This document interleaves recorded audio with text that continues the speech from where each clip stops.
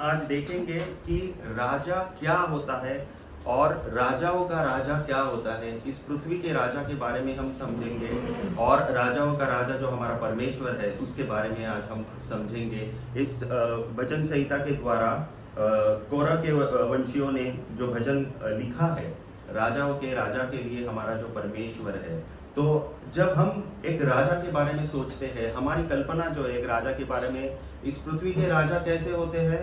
अच्छे वस्त्र पहनने वाले, गहने पहनने वाले और सारी सुख सुविधाएं उन राजा के पास होती है। जैसे हमने टीवी पर भी देखा होगा कि राजा किस तरह रहते हैं, उसके आसपास जो है काफी सारे सेवक होते हैं।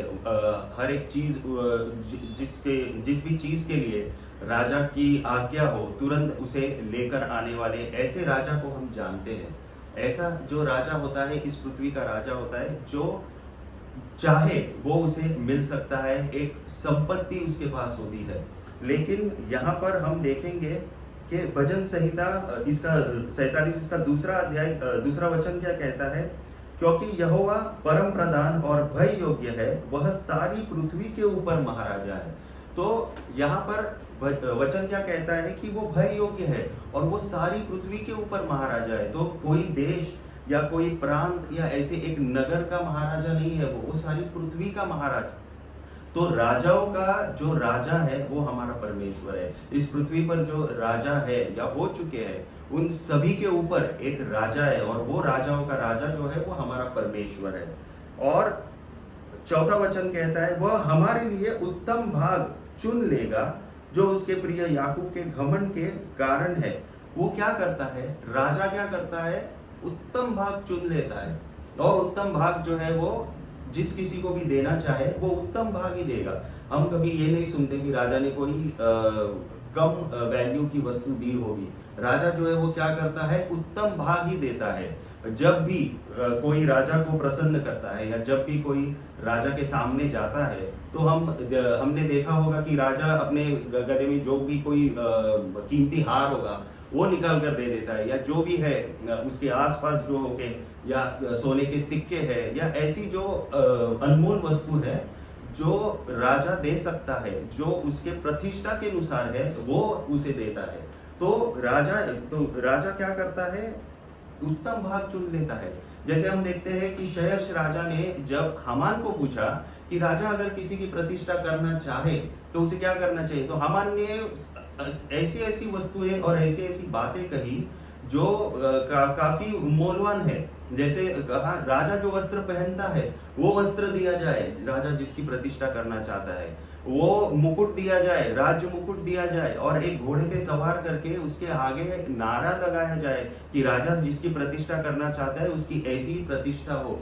तो शहर्ष राजा ने कहीं भी ये नहीं कहा अरे ये तो कुछ ज्यादा हो गया या ये कुछ इसमें थोड़ा हम ये कम करते हैं या ये तो नहीं देते, ये कुछ ज्यादा हो जाएगा। नहीं, जब हामान ने कहा, राजा ने कहा ये कर दो, और वो मोर्देकाई के लिए ये सारी बातें राजा ने कर दी। वो क्यों कर दी? क्योंकि राजाओं के राजा ने शहर्ष राजा की जो है इस्तेमाल किया मोर्देकाई की प्रतिष्ठा करने के लिए, वो भी उसके दुश्मन के द्वारा। हामान ने जो कोई बातें कही थी वो उसको लगा मेरे लिए है ये, लेकिन राजाओं के राजा की योजना क्या थी कि हामान के मुख में से जो भी बड़ी बड़ी बातें निकलेंगी शहर्ष राजा उनको पूरा करेगा। और हम देखते हैं कि मोर्देकाई के लिए वो सारी बातें हुई। तो राजा कभी भी कॉम्प्रोमाइज नहीं करता है। जो उसने कहा, उसने जब कहा क्या करना चाहिए, जो भी कहा गया वो किया। तो उत्तम भाग जो है वो राजा देता है। तो हमारा राजाओं का राजा हमारे लिए उत्तम भाग चुनकर क्यों न रखेगा, और वो ही सारी बातें, उत्तम बातें जो है वो हमें देगा। छठा वचन कहता है, परमेश्वर का भजन गाओ, हमारे महाराजा का भजन गाओ, क्योंकि परमेश्वर सारी पृथ्वी का महाराजा है, समझ बूझकर बुद्धि से भजन गाओ। तो वो सारी पृथ्वी का महाराजा है, समझ बूझकर। हम जब एक महाराजा के लिए भजन गाते हैं, समझ बूझकर हम कैसे खड़े हैं, हम किस तरह भजन गा रहे हैं, हम किस तरह उसकी स्तुति कर रहे हैं, ये समझ हमें होनी चाहिए। इसको हमको समझना है कि हम किस राजा के सामने हम खड़े हैं। वो राजाओं का राजा है ऐसे ही हम नहीं खड़े रह सकते राजाओं के राजा के सामने और उसका भजन नहीं गा सकते। भजन गाना बड़ी बात नहीं है, लेकिन उसे समझ बूझ कर आत्मा में और सच्चाई में गाना ये ज्यादा जरूरी है। भजन कोई भी गा लेगा, लेकिन उस राजा को उस आदर के, जिस आदर के वो योग्य है, जिस प्रतिष्ठा के वो योग्य है, जो वो डिजर्व करता है, वो हमें समझना है। और इसीलिए वचन कहता है कि समझ बूझकर, कई लोग जो है वो भजन गाते हैं तो उन्हें समझ ही नहीं होती कि वो किस राजा के सामने गा रहे हैं। तो वचन कहता है आगे, परमेश्वर जाति जाति पर राज्य करता है, 8वां वचन है, और परमेश्वर अपने पवित्र सिंहासन पर विराजमान है। तो वो राजाओं का राजा अपने इस सारी पृथ्वी पर जाति जाति पर राज्य करता है। और इसीलिए दानियल की जो पुस्तक है, 4 अध्याय 17वां वचन को ही पढ़िए।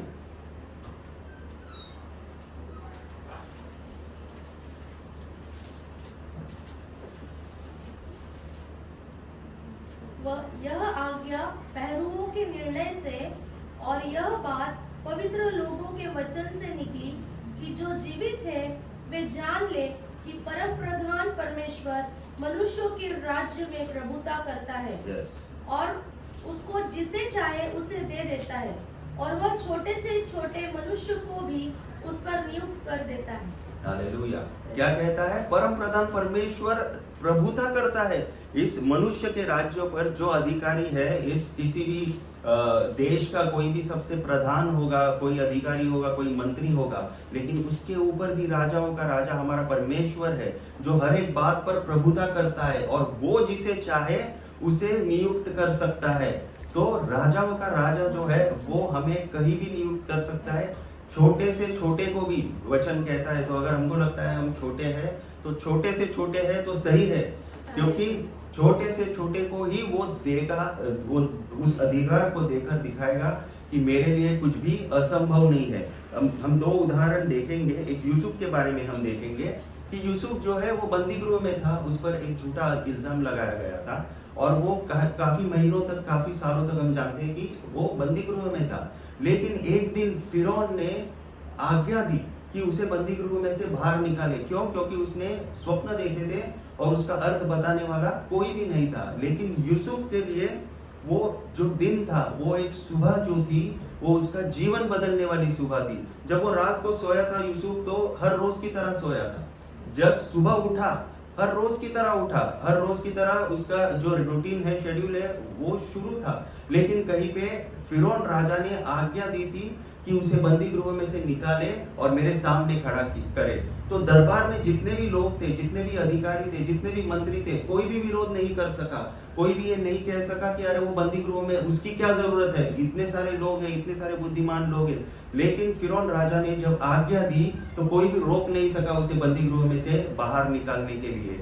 और उत्पत्ति इसका 41वां अध्याय और 14वां वचन अगर हम पढ़ेंगे, तो यूसुफ तैयारी करता है फिरौन के सामने जाने के लिए। कोई पढ़े 14वां वचन 41। तब फिरौन ने यूसुफ को बुलवा भेजा, और वह झटपट बंदी गृह से बाहर निकाला गया, और बाल बनवा कर और वस्त्र बदल कर फिरौन के सामने आया। यस, यूसुफ को पता था राजा के सामने किस तरह जाना है। यूसुफ समझ गया, मैं अपने बंदी गृह की अवस्था में राजा के सामने नहीं जा सकता। उसे पता था कि राजा के सामने अगर मुझे खड़ा होना है तो मेरे वस्त्र मुझे बदलने की जरूरत है। उसने दाढ़ी की होगी, उसने बाल बनवाए, जैसा वचन कहता है। कैसे प्रेजेंट करना है अपने आप को राजा के सामने। एक बंदी गृह में जो कैदी है वो जानता है कि राजा के सामने कैसे जाना है। तो हमें सीखने के लिए है कि हम राजा के सामने कैसे आते हैं, कैसे हमें राजा के सामने आना है। हम किसी भी अवस्था में नहीं आ सकते। हमारे वस्त्र जो है वो हमें बदलने हैं। हमारे वस्त्र राजा के सामने जाने योग्य है कि नहीं, ये हमें जानना जरूरी है, क्योंकि वो राजाओं का राजा है। उसके सामने हम कैसे खुद को प्रेजेंट करते हैं, कैसे उसके उपस्थिति में आते हैं, वो हमें समझना बहुत जरूरी है। और वहां पर जब उसने अर्थ बताया तो फिरौन ने कहा कि अभी तो तू ही अधिकारी बन जा, तू ही प्रधान बन जा मेरे मंत्रियों पे, तेरे से अच्छा ये 7 साल जो भरपूरी के है वो कौन संभालेगा, और उसके बाद जो अकाल के 7 साल है वो मुझे नहीं लगता तेरे अलावा कोई और उसे अच्छे से संभाल पाएगा। तो सोचो, बंदी गृह में से एक कैदी को लाकर फिरौन के सामने खड़ा करके अब फिरौन कहता है कि मेरा घराना अब तेरे हाथों में, तेरा अधिकार चलेगा, सिर्फ राजगद्दी मेरी होगी, बाकी सब अधिकार जो है वो मेरी प्रजा जो है तू जैसे कहेगा वैसे चलेगी। तो सोचो, दरबार में जितने लोग थे, जितने मंत्री थे, जितने हाईएस्ट ऑफिशियल्स होंगे, उनको क्या लगा रहेगा, लेकिन किसी ने विरोध नहीं किया। एक कैदी एक दिन सुबह उठता है हर रोज की तरह, और उसकी रात जो है वो बंदी गृह में नहीं रहती है। आपके जीवन में भी ऐसी सुबह आएगी। आप जिस बंदी गृह में हो, आप जिस बीमारी में हो, आज अगर किसी बंधन में हो, किसी गलत आदत में हो, किसी भी व्यसन में हो, या कोई भी ऐसा जॉब हो जहां पर आपको लगता है ये बंदी गृह के समान है, एक सुबह आएगी आपके जीवन में, क्योंकि राजाओं का राजा आदेश देगा, वो कहेगा कि इसे बंदी गृह में से अब निकालना है। राजाओं का राजा, एक सुबह आप उठोगे, उस रात को आप जब देखोगे तो आपका जीवन जो है वो बदला हुआ रहेगा, क्योंकि राजा के पास वो अधिकार है, राजा के पास वो सामर्थ है। वो सिर्फ अच्छे वस्त्र पहनने वाला हमारा राजा नहीं है, वो सिर्फ सिंहासन पर बैठने वाला हमारा राजा नहीं है, वो अधिकार के साथ बैठा हुआ है, वो सामर्थ के साथ बैठा हुआ है। ऐसी कोई परिस्थिति नहीं जो वो बदल नहीं सकता, बस एक सुबह उसके लिए काफी है हमारा जीवन बदलने के लिए। एक और उदाहरण हम देखेंगे कि पहले राजाओं 1 उसका 13, जहां पर आदोनिया जो है, जब दाऊद बूढ़ा हो जाता है, आदोनिया जो है खुद को स्वयं घोषित कर देता है कि मैं अब से राजा, कुछ लोगों को उस अपने साथ कर लेता है, वो खुद को राजा घोषित कर देता है। मैं चाहूंगा आप जाकर घर पे पढ़िएगा पहले राजा, इसका पहला अध्याय, वहां पर आप इसे संक्षिप्त में आप विस्तार में आप पढ़ सकते हैं। तो वहां पर आप देखोगे कि आदोनिया खुद को राजा घोषित कर देता है, और सुलेमान का हक होता है क्योंकि दाऊद ने कहा रहता है, लेकिन दाऊद बूढ़ा हो गया है ऐसा आदोनिया को लगता है, वो खुद को घोषित कर देता है, कुछ लोगों को अपने साथ करके दावत भी दे देता है। वो लोग वहां पर जश्न मना रहे होते हैं, लेकिन नातान नबी जो है वो बत्शेबा के पास जाता है और उसे कहता है कि दाऊद राजा के पास जाकर ये कहने के लिए कि तूने तो शपथ दी थी, तूने शपथ खाकर कहा था कि सुलेमान राजा होगा तेरे बाद। तो बत्शेबा नातान की बात मानकर दाऊद के सामने जब जाती है, वो रोती गिड़गिड़ाती नहीं है। वो क्या कहती है, अगर आप पढ़ोगे तो वो कहती है, राजा तूने वचन देकर कहा था कि सुलेमान जो है वो राजा बनेगा तेरे बाद, यहोवा परमेश्वर का वचन तूने दिया था, तो ऐसा कैसे हो सकता है। तो सोचो, दाऊद बूढ़ा था, लेकिन तब भी अधिकार उसके पास था। उसने अपने साथ जो दाऊद के जो शूरवीर थे, जो अदोनिया के साथ नहीं गए थे, उनको आज्ञा दी कि गिहोन जाकर सुलेमान का अभिषेक किया जाए राजा के तौर पर, और उसे लाया जाए और उसे विराजमान करे उसकी गद्दी पर। तो सोचो, जो छीन लिया गया था, जो हक सुलेमान का था राजा बनने का, वो छीन लिया गया था। आदोनिया ने खुद ही अपने आप को राजा घोषित कर दिया, लेकिन सुलेमान ने कुछ नहीं किया। बत्शेबा गई और क्या किया, दाऊद को दाऊद ने जो वचन दिया था, वो वचन को उसने कहा कि याद दिलाया कि तूने कहा था, और दाऊद ने उसके आगे कुछ नहीं कहा कि अब मैं बूढ़ा हो चुका हूँ, बहुत देर हो गई है, आदोनिया तो राजा बन चुका है, सभी लोग उसके साथ है। ये परिस्थिति बिल्कुल असंभव थी, लेकिन दाऊद को पता था, दाऊद समझ गया था अधिकार अब भी मेरा है, अभी मैं आज्ञा दूं तो सुलेमान को मैं राजा बना सकता हूं। तो वही अधिकार, उससे भी कितना अधिक अधिकार और सामर्थ्य राजाओं के राजा के पास है। हमारी प्रार्थना जो है वो कई बार सिर्फ गिड़गिड़ाने वाली और रोने वाली न हो, तो उसके वचन, क्योंकि ये बाइबल जो है हर उस वचन से भरी हुई है जो परमेश्वर ने हमारे लिए दी है। हम इसे पढ़ते नहीं है, इसलिए हमारी प्रार्थनाओं में इन वचनों पर आधारित जब हम प्रार्थना करेंगे तो परमेश्वर अपना वचन जो है वो हमारे जीवन में पूरा करेगा। कितनी भी असंभव परिस्थिति हो, परमेश्वर हमारे जीवन को बदलने का अधिकार रखता है, सामर्थ्य रखता है। राजाओं का राजा वो है। तो आज हम इस भजन संहिता के द्वारा हमारे राजा को अब जानेंगे। हम जब तक उसे नहीं जानेंगे, उसके अधिकार को, उसके सामर्थ्य को जब हम नहीं जानेंगे, हम उसकी आशीषों को नहीं पाएंगे। तो हम फिर परिस्थिति कुछ भी हो, हम कर्जों में हो, हमारी नौकरी हो या कोई भी और परिस्थिति हो, हमारी बीमारी हो, हर एक परिस्थिति में से निकालने वाला परमेश्वर है। लोगों ने कहा होगा उस कंपनी में, जिस कंपनी में हमें जॉब चाहिए वहां पर अभी वैकेंसी नहीं है, अब तो जल्दी वैकेंसी नहीं आएगी, लेकिन इतना याद रखो कि राजाओं के राजा का आदेश अभी तक आना बाकी है। अगर डॉक्टर बोलता है रिपोर्ट तो इतनी खराब है, अब तुम्हारे शरीर को कोई दवाई काम नहीं करेगी, कोई भी ट्रीटमेंट अब काम नहीं करेगा, एक बात याद रखो कि राजाओं के राजा का आदेश आना अभी भी बाकी है। वो परिस्थिति को बदलने वाला परमेश्वर है। कोई भी ऐसी परिस्थिति नहीं है कि जो हमारा राजाओं का राजा जब आदेश देगा वो बदल नहीं सकता। और उसने हमें पुत्र कहा है, तो जो अधिकार राजाओं के राजा के पास है उसके पुत्र का भी अधिकार है। जैसे दाऊद का जो अधिकार था एक राजा का, वही अधिकार उसने सुलेमान को दिया, वही अधिकार राजाओं के राजा ने हमें दिया है। तो सोचो हम किस अधिकार में चलना चाहिए पर हमें पता ही नहीं, और इसलिए हम जो है एक डिफीटेड लाइफ, एक परेशानियों में जीने वाली जिंदगी जी रहे हैं। जिस दिन हमें पता चले हमारा अधिकार क्या है, जिस दिन पता चले राजाओं के राजा हमारे जीवन में जब आदेश देगा तो हर एक परिस्थिति को बदलने वाला है।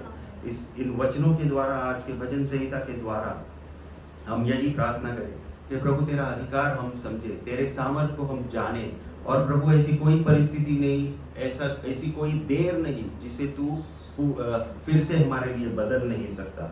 आइए हम प्रार्थना करेंगे। हालेलुया, धन्यवाद करते हैं प्रभु आज के इस भजन संहिता के द्वारा तूने हमसे बातें की है। प्रभु सच में इस भजन संहिता के द्वारा राजाओं का राजा कौन है उसे हम जान चुके हैं प्रभु, तेरे अधिकार को हम जान चुके हैं प्रभु, तेरे सामर्थ को हम जान चुके हैं। ऐसी कोई परिस्थिति नहीं प्रभु जो तू बदल नहीं सकता, ऐसी कोई दशा में से हमें तू निकाल नहीं सकता। हर एक बंदी को प्रभु, बीमारी का हो या कर्जों का हो, किसी भी गलत आदत का हो, किसी भी व्यसन का हो प्रभु, कोई जॉब हो या कोई सैलरी या प्रमोशन में हम अटके हो, लेकिन प्रभु उस परिस्थिति में से, उस बंदी गृह में से यूसुफ की तरह सुबह सुबह हमें निकालने वाला हमारा परमेश्वर तू है प्रभु। हम जानते हैं प्रभु कि तू राजाओं का राजा है और तू इस पृथ्वी के जो अधिकारी है, पृथ्वी के जो राजा है, उनके द्वारा प्रभु हमें ऊंचा उठाएगा प्रभु। ये सब राजा तेरे नीचे है प्रभु, तेरी प्रभुता इन सभी पर है प्रभु, और तू जब चाहे छोटे से छोटे को प्रभु तू प्रभुता दे सकता है इस मनुष्य की पृथ्वी पर प्रभु। ये हमारा विश्वास है प्रभु। हमारी प्रार्थनाओं को तू बदल प्रभु, तेरे सामर्थ को हम जाने प्रभु, तेरे अधिकार को हम जाने, और तेरे वचनों पर आधारित हम प्रार्थना करें ताकि तू अपने वचनों को हमारे जीवन में पूरा कर सके तेरे परमेश्वर। यीशु मसीह के सामर्थ्य नाम से मैं मांगता हूँ, आमेन आमेन।